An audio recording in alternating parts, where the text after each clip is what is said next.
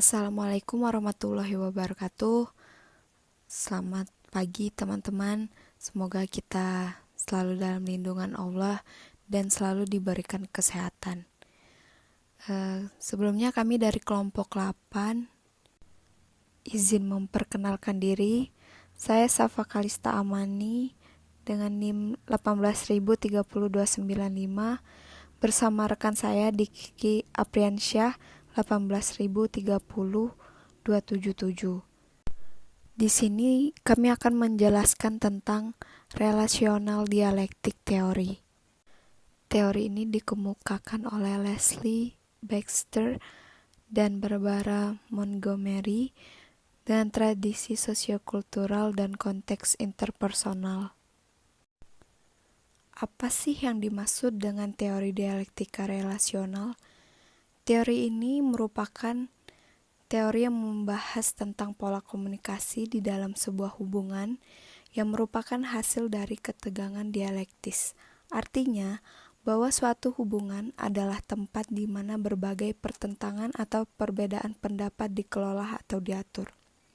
Seperti konflik dalam suatu hubungan terjadi karena seseorang mencoba memaksakan satu keinginannya terhadap yang lain. Kemudian ada konsep-konsep. Yang pertama itu ada elemen dialektika dan terbagi menjadi 4 poin.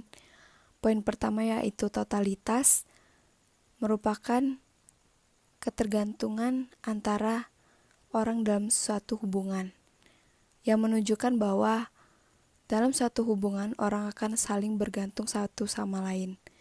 Poin kedua ada kontradiksi yang mengacu pada unsur bertentangan satu sama lain. Kemudian ada gerak, merupakan perubahan hubungan dari waktu ke waktu.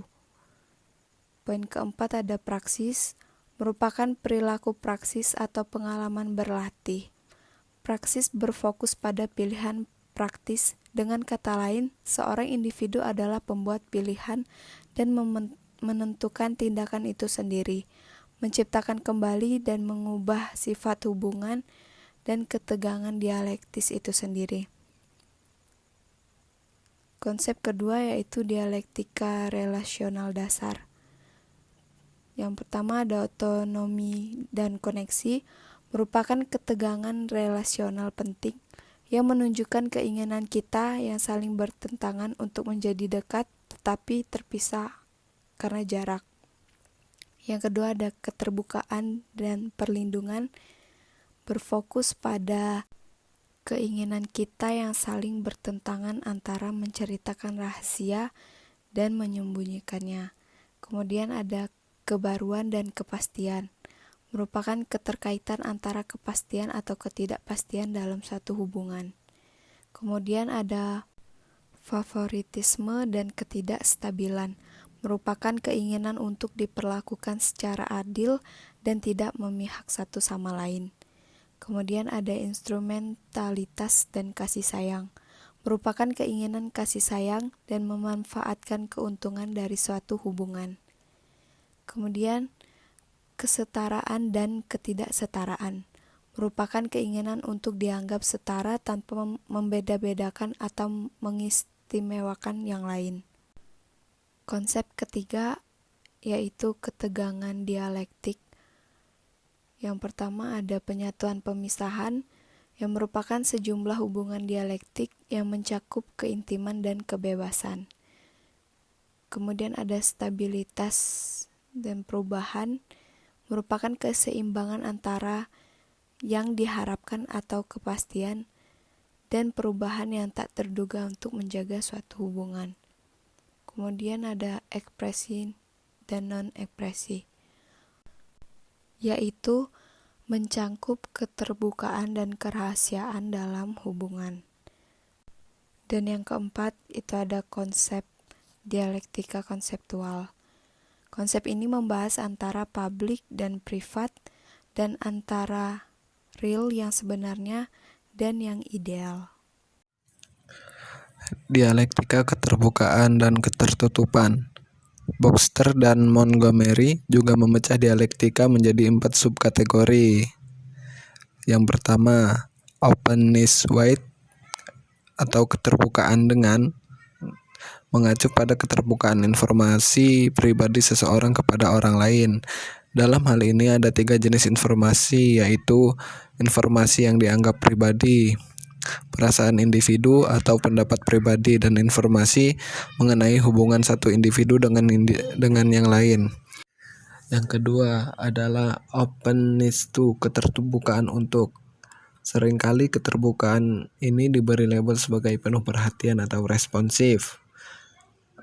Yang dimaksud dengan penuh perhatian atau responsif ini adalah ketika seorang individu melakukan komunikasi dengan orang lain melakukan feedbacknya itu atau meresponnya dengan cepat dan efektif.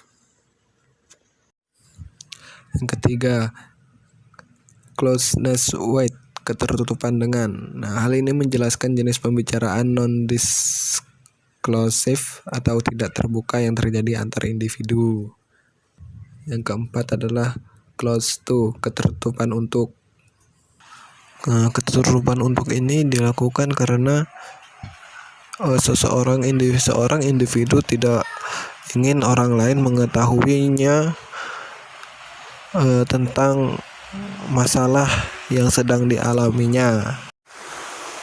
Asumsi RDT didasarkan pada 4 asumsi utama. Yang pertama, tidak adanya hubungan yang linier. Baxter dan Montgomery mencatat bahwa ungkapan perkembangan relasional berkonotasi beberapa gerakan linier atau maju ke depan. Lalu hubungan yang berkembang digambarkan memiliki lebih banyak unsur tertentu seperti keintiman, pengungkapan diri, kepastian, dan sebagainya. Dengan demikian, hubungan bisa dibayangkan seperti pada sebuah rangkaian yang kurang lebih bersifat intim, terbuka, dan pasti. Asumsi kedua yaitu kehidupan rasional ditandai dengan perubahan.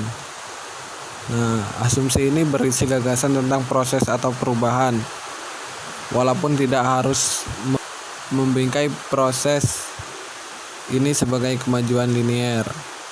Baxter dan Montgomery mengatakan bahwa proses hubungan atau perubahan mengacu pada pergerakan kuantitatif dan kualitatif melalui waktu dan kontraksi yang mendasar di mana hubungan itu terjalin. Lalu asumsi yang ketiga yaitu kontradiksi adalah fakta mendasar tentang kehidupan relasional. Asumsi ini menekankan bahwa kontradiksi atau ketegangan antara orang-orang yang berlawanan tidak pernah hilang dan tidak pernah berhenti memberikan ketegangan. Asumsi yang terakhir yaitu komunikasi adalah pusat untuk mengatur dan menegosiasikan kontradiksi relasional.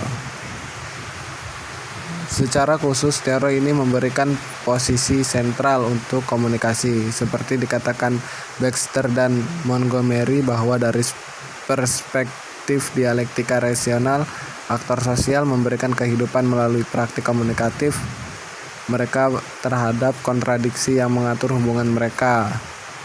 Aplikasi teori.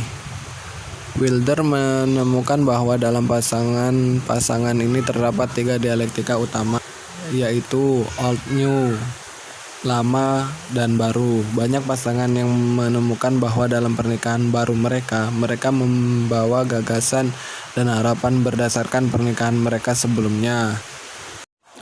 Yang selanjutnya adalah emotional closeness distance, kedekatan dan jarak emosional.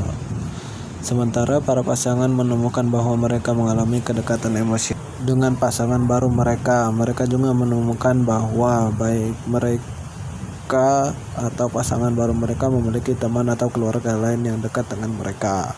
Aplikasi teori ini yang terakhir adalah past present, dulu sekarang. Banyak pasangan menemukan bahwa mereka tidak mendiskusikan hubungan sebelumnya atau hal-hal lain yang berhubungan dengan masa lalu dengan mitra baru mereka. Jadi kesimpulan dari relational dialektik teori ini adalah merupakan teori yang menggambarkan suatu hubungan yang terjadi dalam kehidupan manusia sebagai proses yang konstan dan bergerak. Sekian presentasi dari kelompok kami. Apabila Masih banyak kekurangan, kami mohon maaf. Kami akhiri. Wassalamualaikum warahmatullahi wabarakatuh.